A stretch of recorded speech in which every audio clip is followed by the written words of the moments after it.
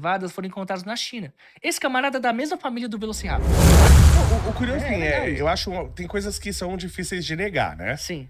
Por exemplo, a Terra não ter mais que 6 mil anos, você tem que ser um idiota pra você achar que a Terra tem 6 mil anos. Ou a curvatura da Terra, né? Mas, cara, mas os argumentos dos terraplanistas são muito melhores do que o da Terra jovem. Muito, mas absurdamente melhores. Tem muito mais ciência nessa história da Terra ser plana do que da Terra jovem. Porque a Terra jovem, primeiro por ser absurdamente... Não tem como, a gente tem registro humano de mais de 6 mil anos. A gente tem registro histórico humano de mais disso. E isso tá isso tá na parte, como eu falei, nas camadas de gelo na Antártida, no Polo Norte, na Groenlândia. Isso tá nos minerais impressos, isso tá no relógio biológico. Isso tá impresso em todas as ciências. Você tem que ser um cretino, um idiota, pra você achar que a Terra tem 6 mil anos, né? Pois é. Mas independente disso, uma coisa que... assim, mudou e me incomoda a mudança, que nem a ciência, ela não nega a sua ignorância. Claro. E ela vai evoluindo.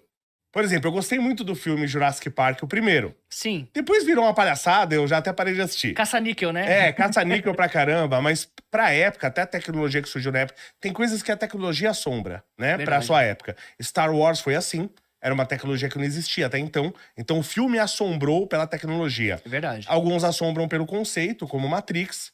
E no caso do Parque dos Dinossauros, a tecnologia e o próprio conceito, a história de você remontar o DNA e ocupar lacunas com DNA de anfíbios, Sim. né? É muito legal. Muito legal. Aí fala que não, aqui os dinossauros já tinham pena. Me incomoda essa história de dinossauro com pena. Eu acho Eita. estranho. Não que me incomoda do ponto de vista científico, Mas visual mesmo, né? mas visual. Sim.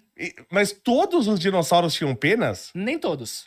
Como é que funcionava? todos. Porque dinossauro pra mim é uma coisa tipo crocodilo. Ah, sim. Tem que ter umas escamas, senão fica estranho. Ah, entendi. É a visão que as pessoas geralmente têm de um dinossauro. Você pega Sim. uma pessoa assim, desenha um dinossauro, ele vai desenhar um animal escamoso e tal. Mas, na verdade, é até um ponto interessante que, assim, os dinossauros não foram extintos, já começa por aí. Eles não foram extintos, né? Eu sei que você pode falar assim, o Rodrigo tá louco, né? E eu vou falar ainda que hoje de manhã eu vi alguns dinossauros, assim, quando tava vindo pra cá. Aí eu falei, o Rodrigo pirou, bebeu todas. Não, na verdade é que as aves são dinossauros, né? Certo. Parece meio estranho, realmente, você imaginar que um beija-flor, né? Um gavião, um pardal, uma pomba, um pombo ou um dinossauro. Todas as aves Todas as aves são. vieram dos dinossauros. Exatamente. O que acontece? Vou explicar de uma maneira bem simples. Sim. Os cientistas usam, os biólogos usam alguns critérios para classificar os animais. Então, analisando a estrutura óssea, por exemplo, de um determinado animal, de um cachorro, a gente sabe que o cachorro ele é um mamífero e ele não é parente do crocodilo. Certo, ele não é um peixe, claro. certo? Então, da mesma forma, os dinossauros têm características específicas que determinam o que é um dinossauro e o que não é.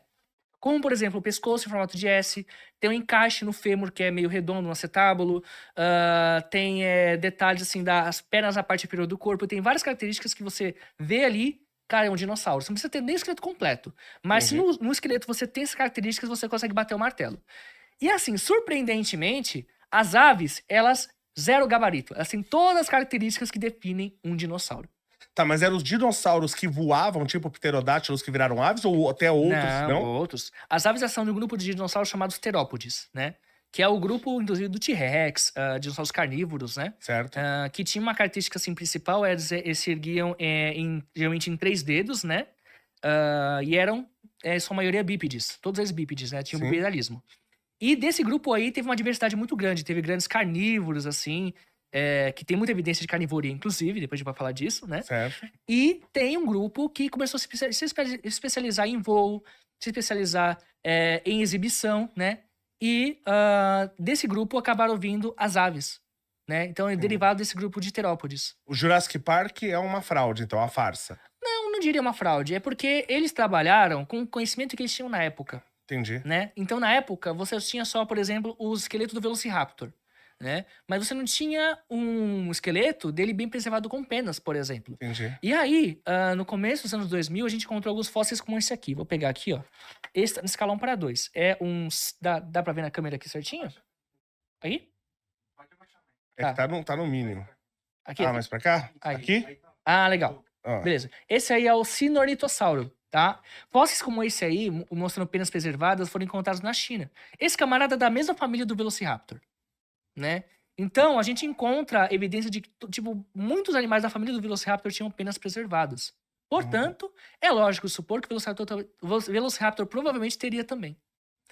Mas mesmo o Velociraptor, quando ele aparece a primeira vez no Parque dos Dinossauros, ele já tem um jeitão de ave. Tem. Só que o seguinte, eu não tô aqui pra concordar com tudo não, hein? Então eu Claro. gosto de fazer pergunta. Opa! Né? manda. Mas eu falo, o cara que é sincero, ele não se ofende com pergunta. Sim. Né? Tem uma frase que é minha que eu falo que quem tem a verdade não tem medo de pergunta. E perguntar não ofende, né? Não ofende, exatamente. A não ser que você tá escondendo alguma coisa. Exatamente. Né? Exatamente. Mas, por exemplo, qual é a vantagem? Porque eu entendo a vantagem das escamas. O cara tomar Claro. uma mordida de um dinossauro, de um outro dinossauro, aquelas escamas vão proteger.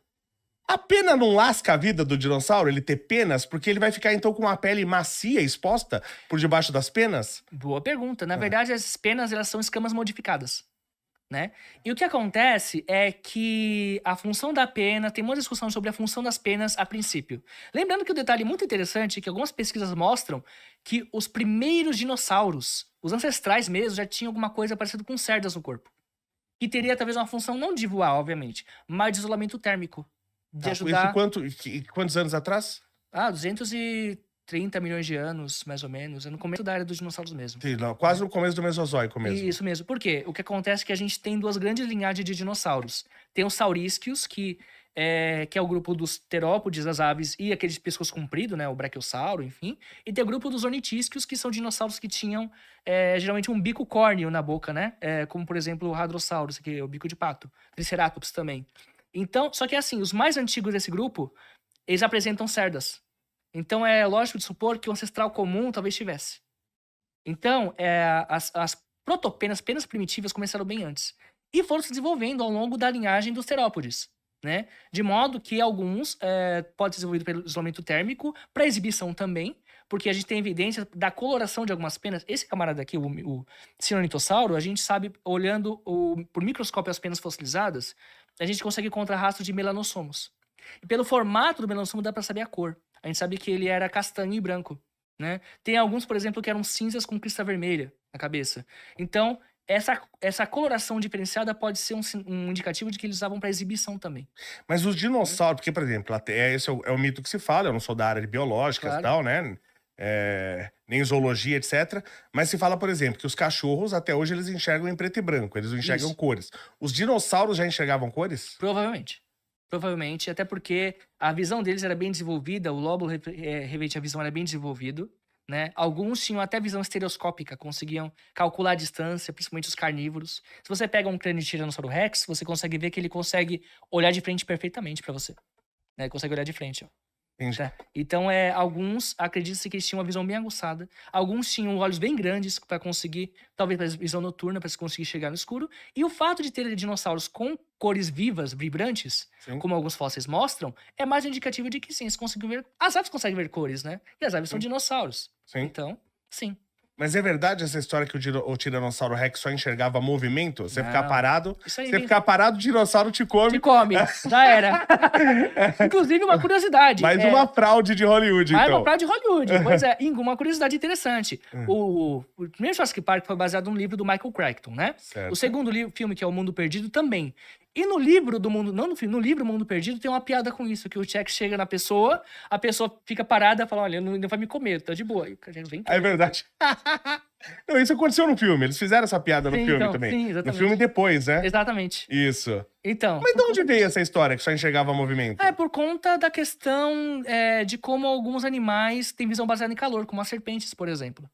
Né? Entendi. É uma coisa bem especulativa que o Michael Crichton colocou no primeiro livro e eles seguiram em frente, mas isso é um mito. Não é verdade.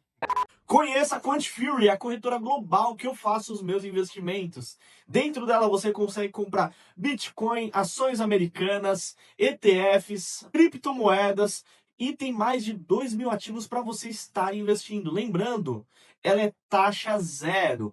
Tem o cupom aqui do canal Tubarão e tem um presente para você. Eu deixei o link na descrição.